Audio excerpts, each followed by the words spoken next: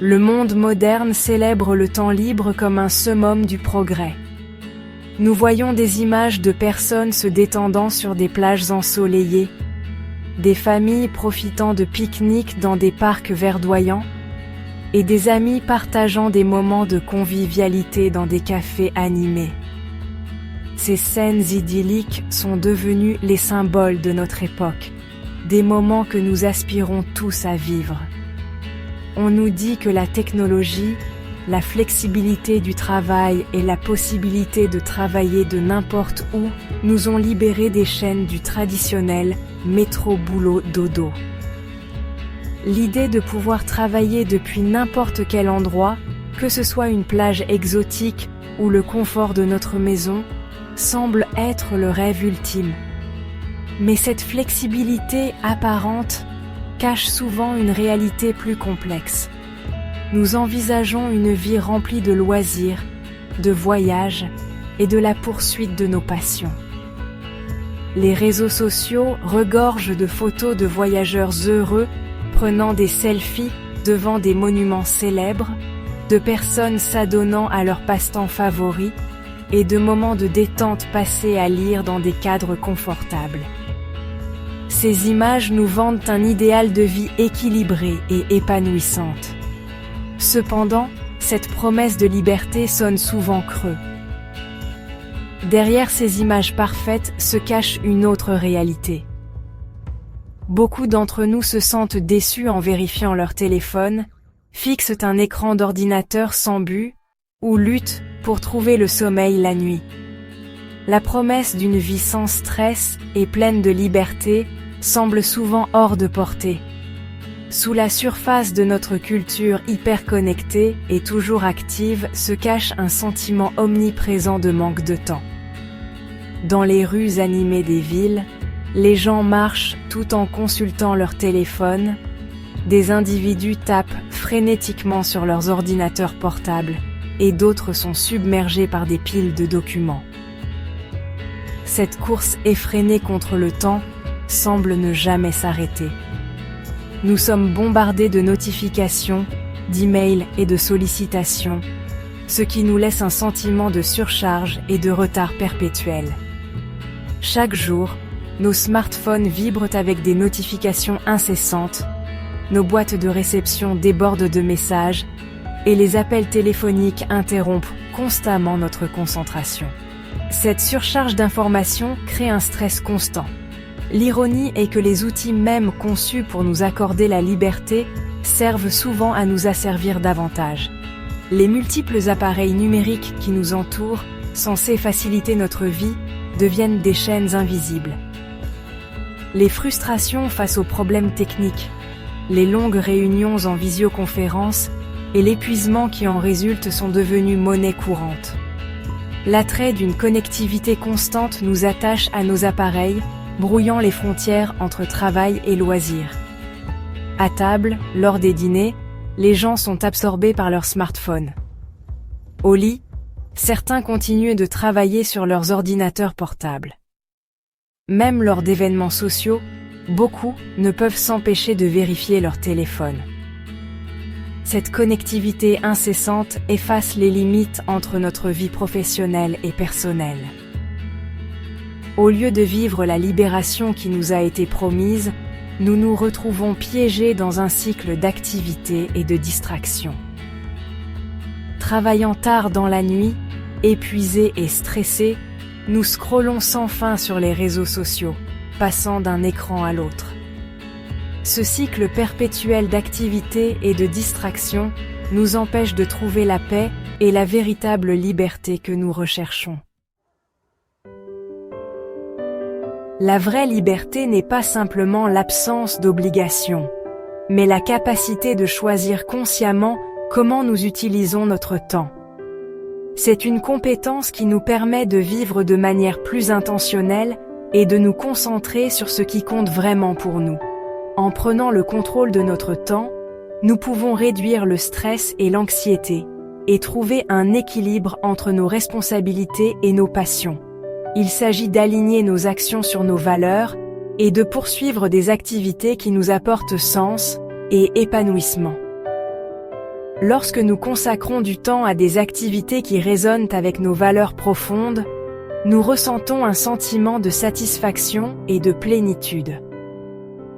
Cela peut inclure des moments passés avec des êtres chers, des activités bénévoles ou simplement des loisirs qui nous passionnent.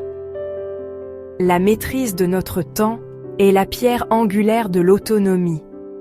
En planifiant soigneusement nos journées et en organisant notre espace de travail, nous pouvons maximiser notre productivité et minimiser les distractions.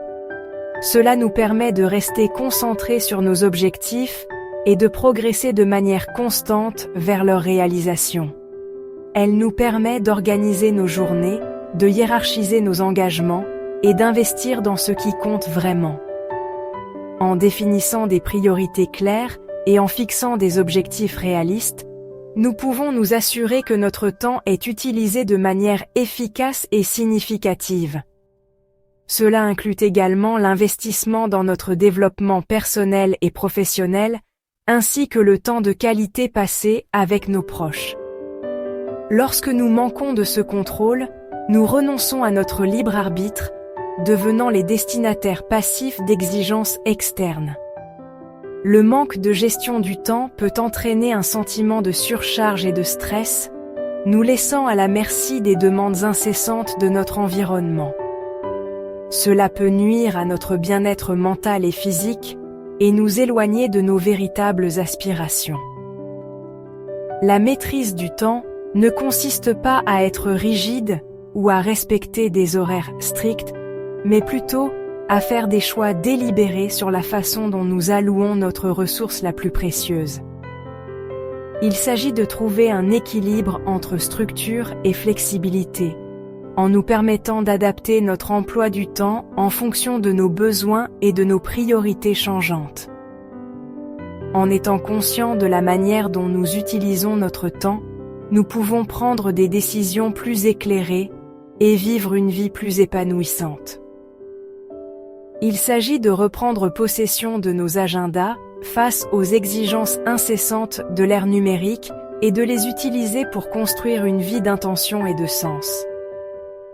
En limitant les distractions numériques et en prenant des moments pour réfléchir à nos objectifs personnels, nous pouvons créer un espace pour la croissance et le développement. Cela nous permet de vivre de manière plus consciente et de nous engager pleinement dans les aspects de la vie qui nous apportent joie et satisfaction. Les horaires de travail flexibles et le télétravail, souvent présentés comme des portes d'entrée vers la liberté, peuvent être à double tranchant. D'un côté, ils offrent une flexibilité sans précédent, permettant aux individus de structurer leur journée de manière à maximiser leur productivité et leur bien-être.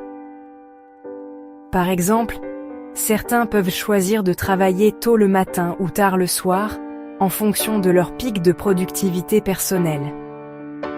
Bien qu'ils offrent des avantages indéniables en termes d'autonomie et d'équilibre entre vie professionnelle et vie privée, ils peuvent également brouiller les frontières entre le temps professionnel et le temps personnel, ce qui peut devenir particulièrement complexe pour les parents ou ceux qui partagent leur espace de travail avec d'autres membres de la famille. Les distractions sont omniprésentes et il peut être difficile de maintenir une concentration soutenue, entraînant des heures de travail plus longues et un stress accru. La tentation de prolonger la journée de travail est forte, surtout lorsque l'on travaille dans le même espace que celui où l'on vit. Les notifications constantes et les attentes de disponibilité immédiate peuvent également contribuer à une surcharge mentale. L'absence de limites claires peut rendre difficile la déconnexion, ce qui entraîne un état d'attention partielle constante. Cette situation peut nuire à la qualité du travail et à la santé mentale, car l'esprit n'a jamais vraiment l'occasion de se reposer. Les employés peuvent se sentir obligés de rester connectés en permanence, de peur de manquer une communication importante ou de ne pas répondre aux attentes de leur employeur.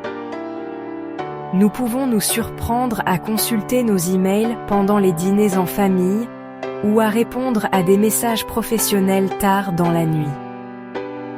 Cette intrusion du travail dans la vie personnelle peut éroder les relations familiales et amicales et créer un sentiment de culpabilité et de frustration. Il est crucial de reconnaître ces comportements et de prendre des mesures pour les corriger.